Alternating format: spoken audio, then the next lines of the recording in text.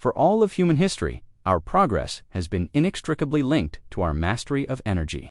From the discovery of fire to the burning of coal, from the splitting of the atom to the harnessing of the wind and sun, every leap forward in our civilization has been powered by a new way to light the dark and turn the wheels of industry. But today, we stand at a crossroads. The fossil fuels that built the modern world are choking our atmosphere and altering our climate, while traditional nuclear fission, despite its immense power, leaves a legacy of long-lived radioactive waste and public anxiety.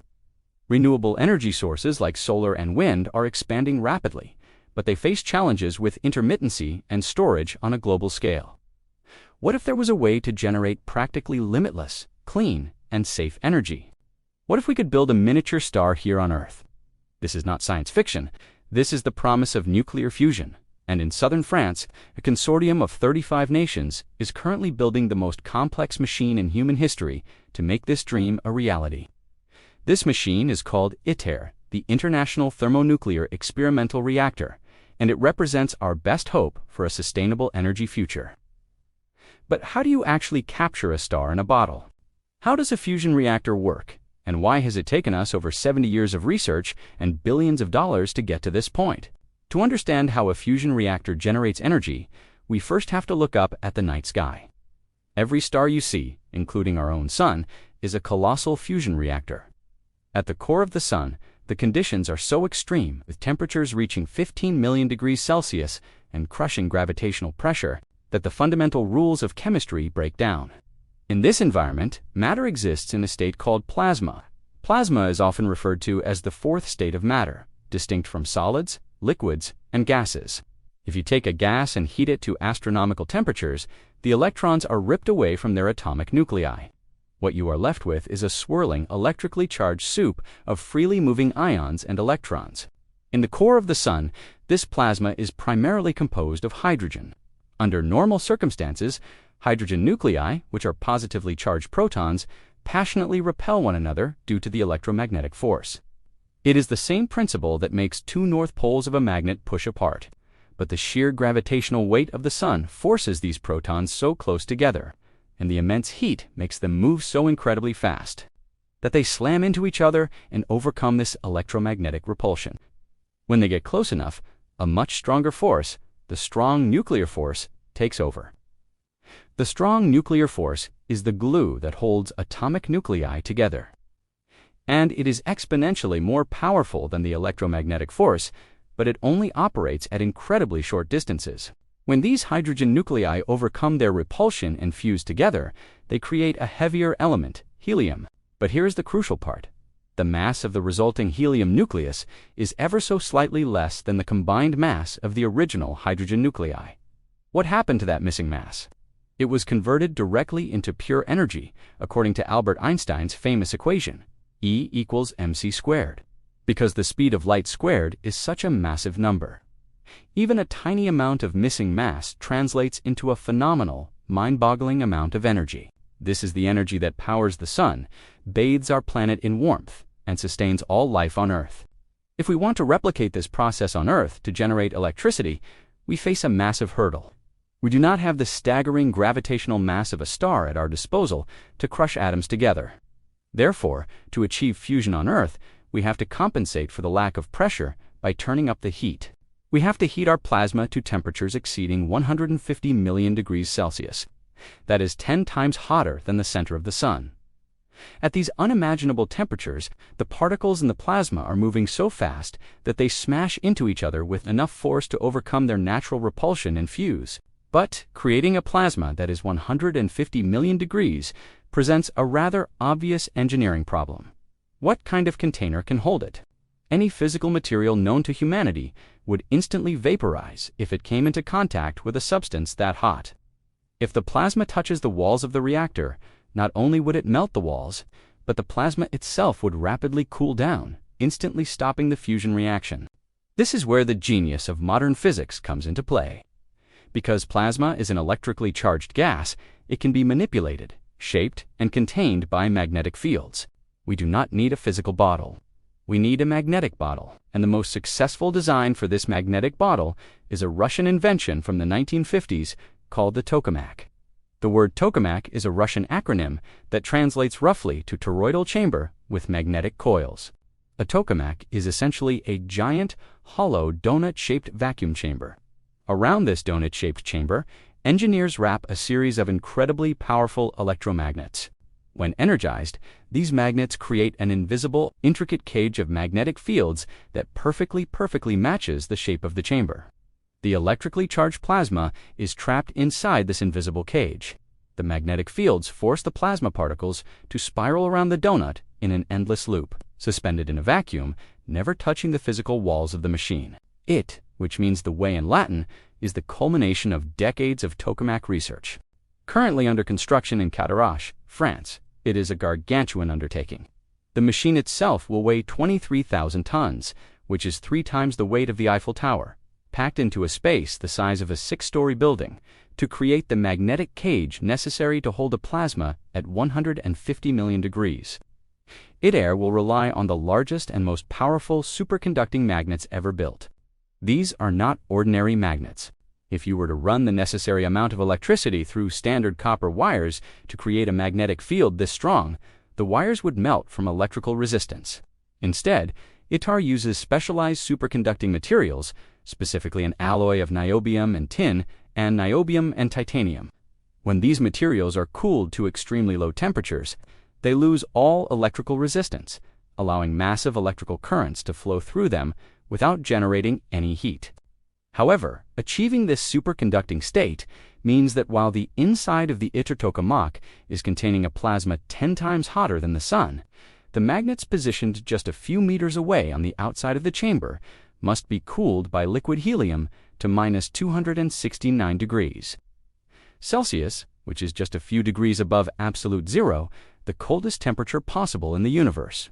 ITER will simultaneously house the hottest spot in the solar system and one of the coldest, separated by just a few meters of advanced engineering. The thermal gradients are beyond anything ever attempted on an industrial scale. But magnetic confinement and extreme temperatures are only part of the puzzle. To generate power efficiently, a fusion reactor needs the right fuel. While the sun fuses ordinary hydrogen, doing so on Earth is inefficient.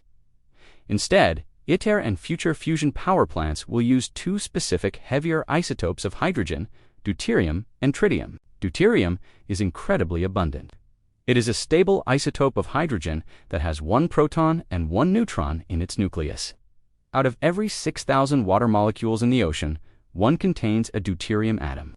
We can easily extract it from seawater, giving us a fuel supply that could last for millions of years. Tritium, on the other hand, is a radioactive isotope of hydrogen, with 1 proton and 2 neutrons.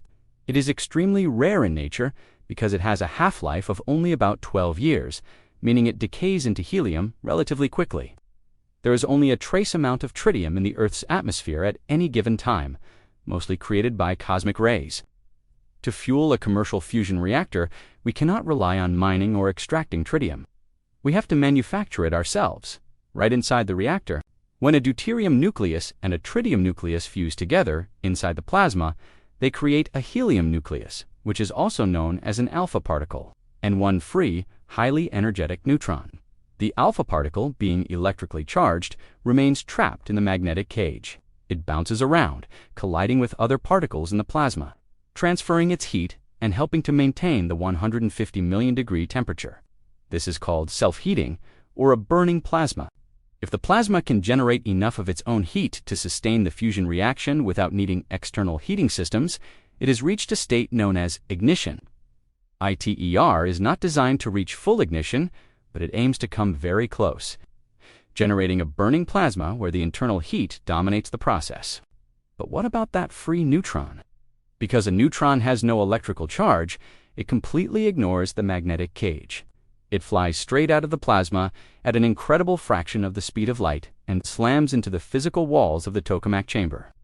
And this is exactly what we want to happen, because those high-energy neutrons are how a fusion reactor actually generates usable energy.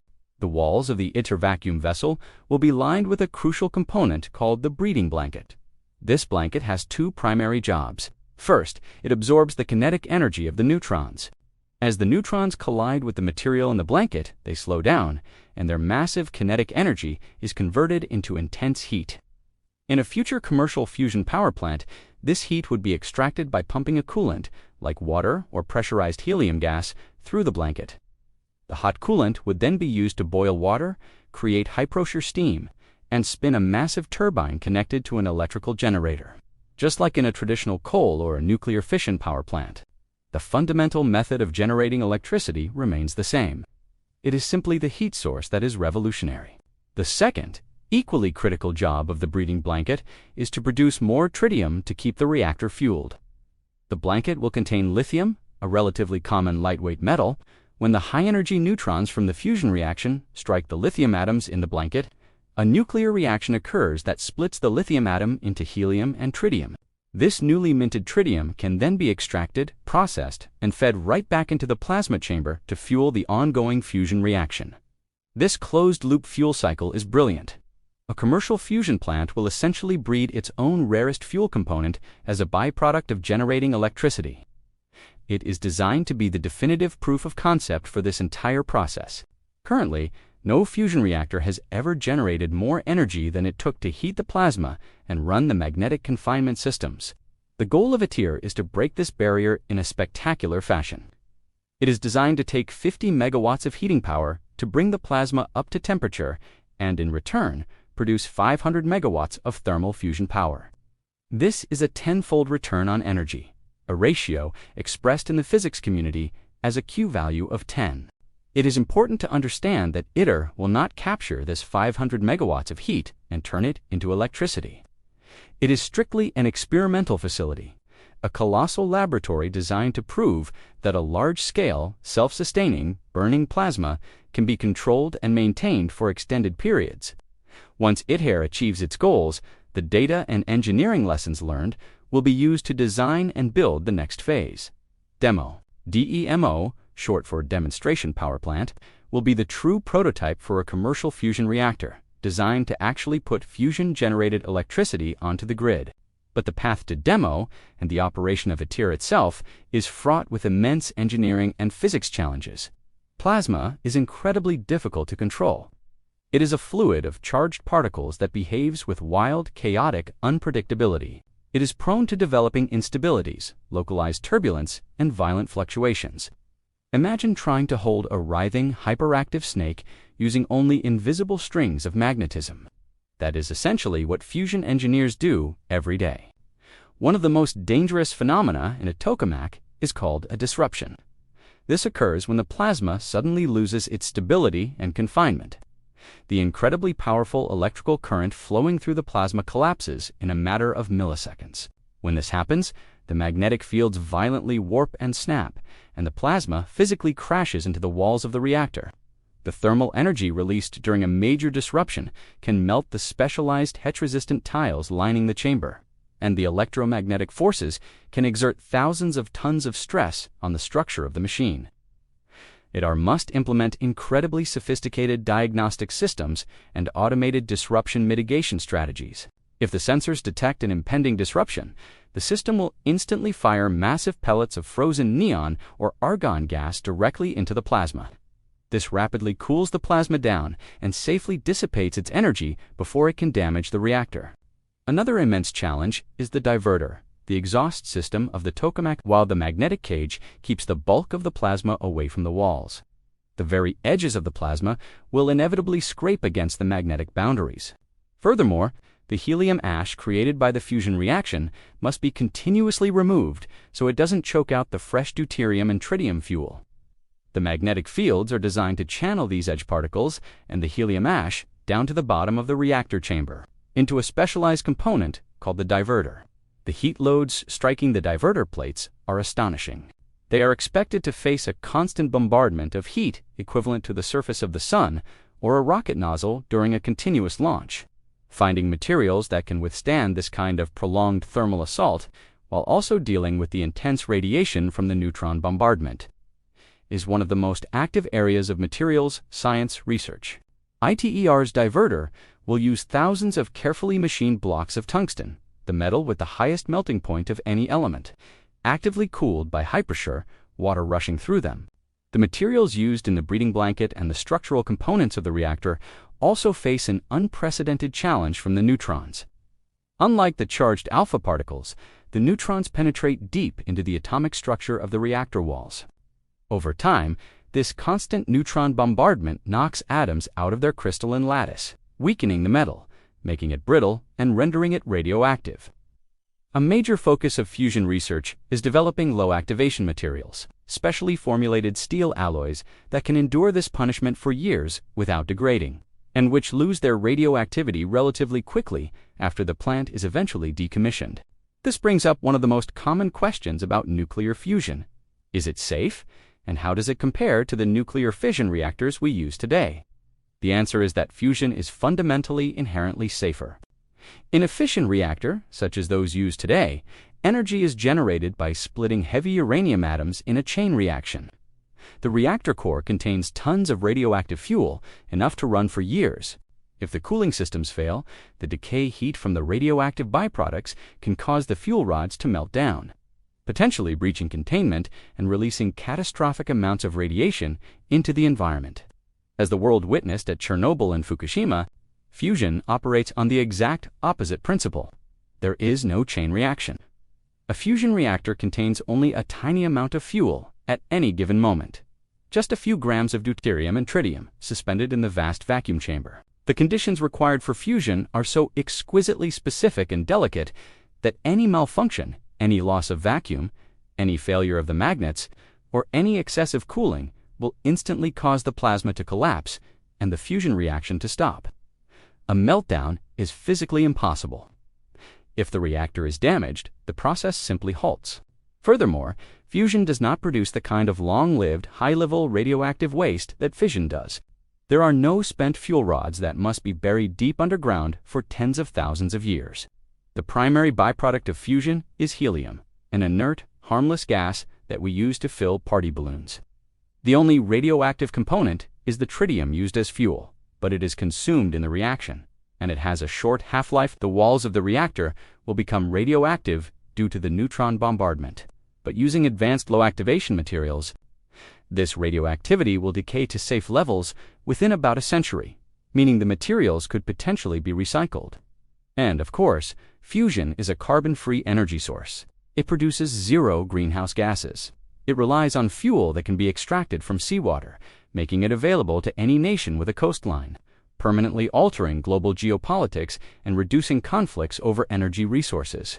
The energy density is so high that a bathtub full of seawater and the lithium from a few laptop batteries could provide enough energy for one person's entire lifetime. Despite all these incredible advantages, the age-old joke persists that fusion is the energy of the future, and it always will be. It is true that the timeline for fusion has continually slipped backwards over the decades. The engineering challenges have always turned out to be far more complex and expensive than early physicists anticipated. ITER itself has faced years of delays and budget overruns, building the most complex machine in history. Coordinating the manufacturing tolerances of millions of components across 35 different countries and assembling them with millimeter precision is an organizational challenge almost as daunting as the physics itself. However, the landscape of fusion research is changing rapidly. We are no longer solely dependent on massive, slow-moving government projects like ITER in recent years. There has been an explosion of private fusion startups backed by billions of dollars of venture capital. These private companies are taking different, more agile approaches. Some are working on smaller, more compact tokamaks, using revolutionary new high-temperature superconducting tapes, which can generate much stronger magnetic fields in a much smaller space, potentially shrinking the size and cost of a fusion reactor dramatically. Other companies are abandoning the tokamak design entirely in favor of alternative confinement methods. Some are refining stellarators, which are incredibly complex, twisted magnetic cages that look like modern art sculptures but offer greater plasma stability than tokamaks. Others are pursuing inertial confinement fusion, where a tiny pellet of fuel is blasted simultaneously by hundreds of the world's most powerful lasers, compressing it so rapidly that fusion occurs before the pellet can blow itself apart. This was the method used by the National Ignition Facility in the United States, which recently made headlines for achieving a net energy gain in a brief. microscopic pulse, proving that ignition in a laboratory is absolutely possible. The convergence of massive international efforts like ITER, laying the foundational physics combined with the rapid innovation, new materials, and advanced artificial intelligence and supercomputing models being utilized by private startups, suggests that the fusion timeline is finally accelerating. We are transitioning from the era of pure physics experiments into the era of fusion engineering. We are standing on the precipice of a new epoch. Mastering nuclear fusion is not merely about finding a substitute for coal or natural gas, it is about fundamentally leveling up as a species. It is the ultimate transition point on the Kardashev scale. If we can successfully replicate the power of the stars and deploy it safely and economically across the globe, we will have solved the energy crisis forever. We will have the boundless power necessary to desalinate oceans, recycle all our waste, pull carbon straight out of the atmosphere, and reach out further into the solar system. The construction of ITER and the tireless work of physicists and engineers around the world is more than a science project. It is the building of a bridge to a post-scarcity future. A future powered by the same ancient infinite light that has always guided humanity from above.